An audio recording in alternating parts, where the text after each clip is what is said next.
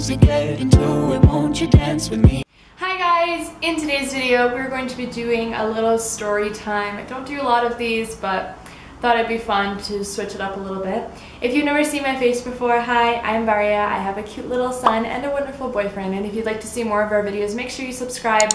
Go subscribe to my boyfriend Mitchell and follow our social media links that are below for you as well. So this story is one that has terrorized me for a very long time, and I kind of want to give you as much detail as I can, and I want to inform you as much as I can because there is, I feel, a takeaway from the story. So I guess I should mention that I grew up in the Ukraine. I was about 10 years old when I moved to Canada, and prior to that I was there. And Ukraine isn't as civilized of a country as Canada is, and things like kidnappings are extremely common, and I was just always like, to go across the street to buy bread, like my mom would have to watch me from the balcony when I was like 9 years old. You never went anywhere alone, you always had somebody with you. So from a very young age, I've always just been so terrified of being kidnapped or anything along the lines. And I feel like parents do have the duty of, you know, explaining to their children, like, don't get in the car with people, don't talk to people you don't know, don't go with anyone, regardless of what they're telling you or what they're offering you.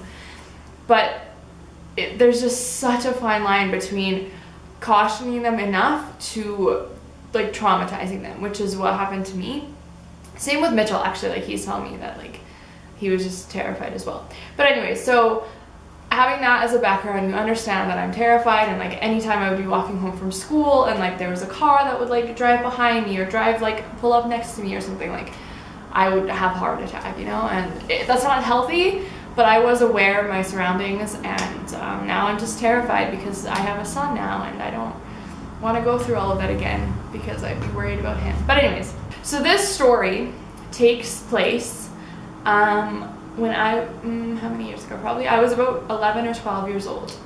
And when you are that age, you are really unable to get a job anywhere, really. So what I did was deliver flyers.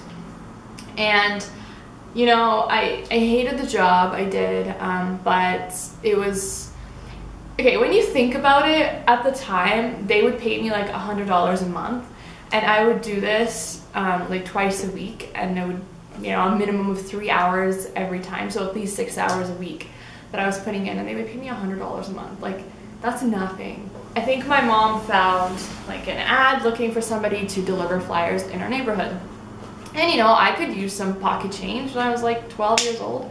So my brother and I decided that we would do it together. And by decided, I mean my mom just like kind of told him he was going to be doing it, so he was never interested in doing it. I drew a little map for you to like show you and give you a little bit more of a visual. Okay, let me just quickly tell you. So this was the street that we lived on. There was houses all along here, and then it was kind of a smaller strip in this bigger horseshoe. So it was all these houses plus like a bunch more I had to deliver flyers to. But essentially I would kind of walk around this way, make this loop, like whatever. So it was this houses, there was an alley way, and then there was another strip of houses, and then this big horseshoe. So one day I was delivering flyers, and my brother was always supposed to come with me because I was young, okay? Even I had like this boyfriend or whatever at the time, and I would like make him help me all the time too. But anyway, so I was going there, and I was making my way around this little arch thing, and I would kind of bounce back and forth the little strip of houses and whatever.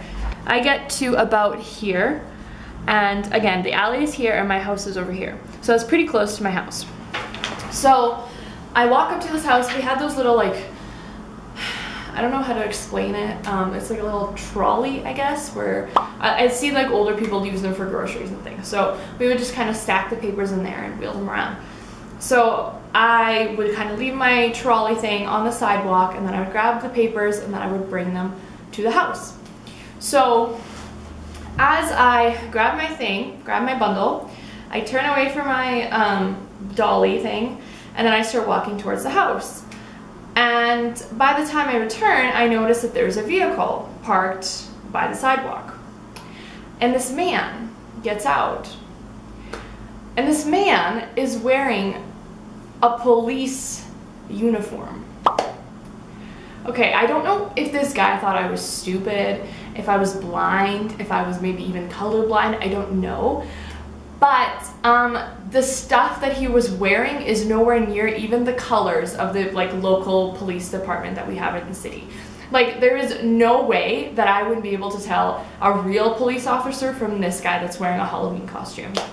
And he also got out of like a beater car, which cops don't drive. Like, yes, they drive police cars, but there's also like ghost cars, but they're newer vehicles and they're more equipped than this like whatever it was. Oh, I'm having like flashbacks and I hate it. So anyways, he gets out and he kind of starts walking around the, you know, if he like parked, if I was here and he like got out and he was walking around his car to the front. And as he got out, he told me to stop and he like signaled, he's like, stop. And I was like, okay. So I stopped and he starts getting closer to me. He's walking and then all of a sudden, the people that lived in that house that I just delivered the flyers to, they ended up pulling up to their driveway. As they did that, this man backed away, like quite a bit, back to his car, and he just kind of was hoping that I would just stand there. But I used this opportunity to quickly speed walk through the alley and then just like into my house. That was one of the most like terrifying experiences I have ever gone through. And I know that's kind of a short story, but I do have like a lot of debriefing to do with it because I still kind of struggle with it to this day because it was honestly terrifying. So first of all, my brother should not have let me do this by myself. I am a 12-year-old girl, yeah, it's midday, but like there's nobody in these streets. Like, as you can see, like as I showed you, the street that I was doing this on is like very secluded, and like unless you live there, you're not driving through there. So I shouldn't be doing that stuff by myself. In my mind, there's no way for me to wrap it around a scenario that's not like he was trying to hurt me or something. Because why would he drastically back away when there was people around? If he needed directions or whatever, like I feel like it would have been no problem that those people kind of pulled up and he's just like, oh, just minding my own business kind of thing. No, he backed away and I guess he was hoping that I would stay there as those people go into their house. But I had my heart racing and I was like, nope, gotta go. Yeah, so like I came back and my mom like thought that my brother was helping me, but no, he was just sitting on the front step. And it makes me so sick that like I could have been kidnapped. My mom could have never seen me again. And you know what? I feel like that is not the first or last time something like that has and will happen.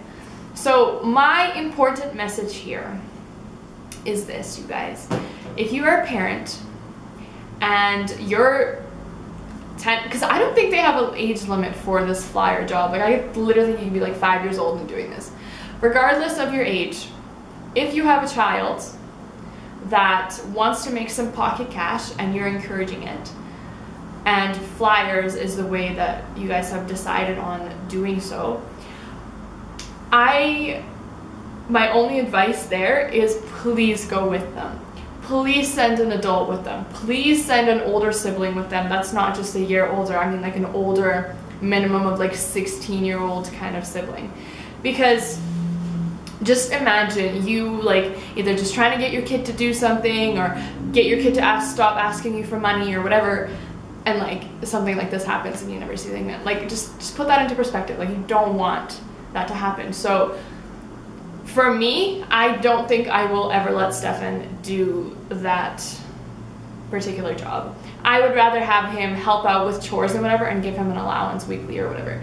Because to me, I know he's home and I know he's safe. And I'm not saying shelter your children.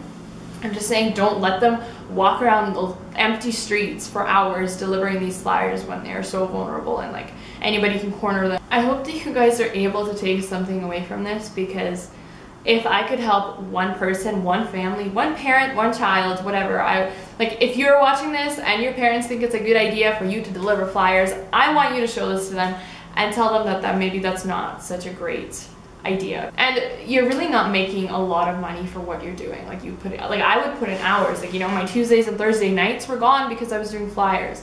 And if you're working retail for that long, you would be getting a lot more money for it.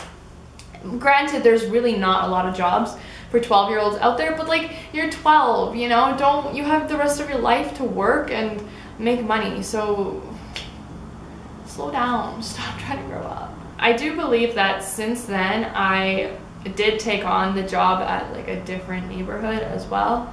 I was older, but it didn't last long. To me it wasn't worth it. If you want your child to do this and they're young, don't let them do this alone, because you will regret it. And I'd rather put this out there and like warn you guys and tell you about my experience and like what you may not be thinking about when it comes to these things, because I don't think my mom ever really anticipated something like this to happen, but it did. And thankfully I was able to get out of that situation. Like, thank God those people pulled up in that driveway, because otherwise I don't know where I'd be. Of course, like, this guy's gonna approach this little 12-year-old in this cop costume, right? Like, thinking he's a police officer, so I must trust him and I must follow his orders, when in fact, like, he's literally wearing like a Walmart costume. Like, I don't understand why you think that that's a good idea, and why you think that that doesn't make you look sketchy at all, because 100% did. He had sunglasses on. Like, it was just not a good situation to be in, and I was really scared.